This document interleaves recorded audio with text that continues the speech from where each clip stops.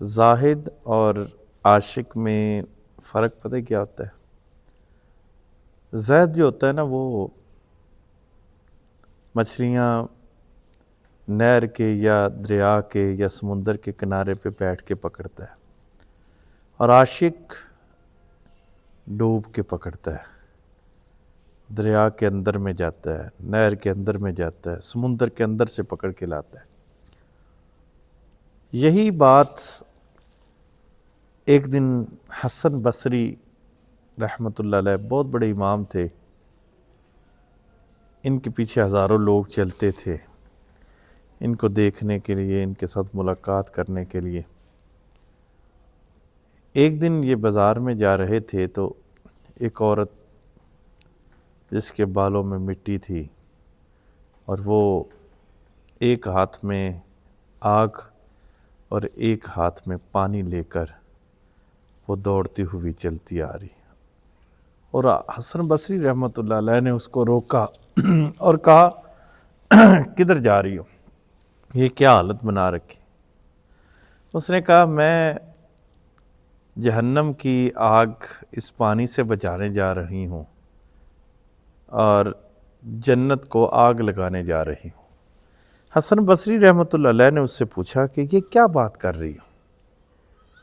اس نے کہا جو لوگ عبادت کرتے ہیں، جو لوگ تسبیح کرتے ہیں، جو لوگ اللہ کے سامنے آتے ہیں، مسجدوں میں آتے ہیں، گھروں میں عبادت کرتے ہیں، وہ صرف جنت کے طلبگار ہیں اور جہنم کے خوف سے۔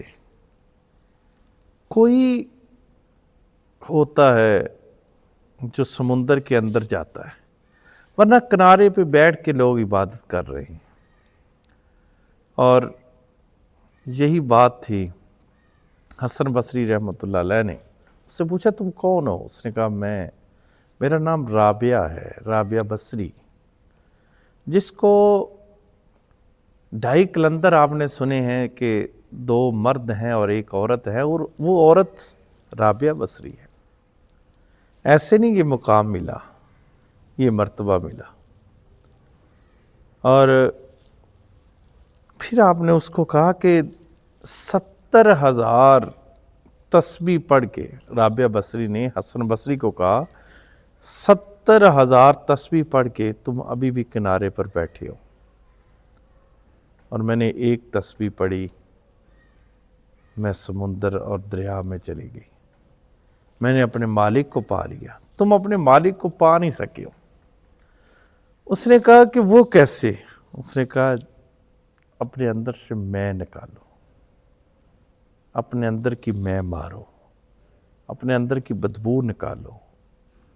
یہ نہ سوچو کہ میں کیا ہوں، میں ہوں کون، یہ سوچو کہ میرے مالک نے مجھے پیدا کیوں کیا ہے۔ میرے مالک نے مجھے پیدا اپنی عبادت کے لیے کیا ہے۔ صرف حضرت علی فرماتے ہیں میں عبادت اس لیے کرتا ہوں کہ وہ اس لائق ہے کہ اس کی عبادت کی جائے، نہ کہ جہنم کے خوف سے یا جنت کے طلب میں۔ اور ایک بات، سلطان بہو رحمۃ اللہ علیہ، میں جب تک اندر سے نہیں نکلتی، انسان نہ مرید بن سکتا ہے نہ پیر بن سکتا ہے۔ جب میں نکلتی ہے تو بندہ مرید بنتا ہے، اور جب مرید بنتا ہے تو پھر پیر کی طرف منزل اس کی بڑھتی ہے، پھر اس کو عطا کی جاتی ہیں منزلیں۔ کبھی کبھی راستے میں سے وہ بھٹک جاتا ہے، کبھی کبھی وہ دور چلا جاتا ہے۔ اب سلطان بہو رحمۃ اللہ علیہ ایک مجنوں کے پاس سے گزرے، تو اس مجنوں سے آپ نے پوچھا کہ عید کداں؟ اس نے کہا یار ملے جداں، عید کب ہوتی ہے؟ جب یار ملے۔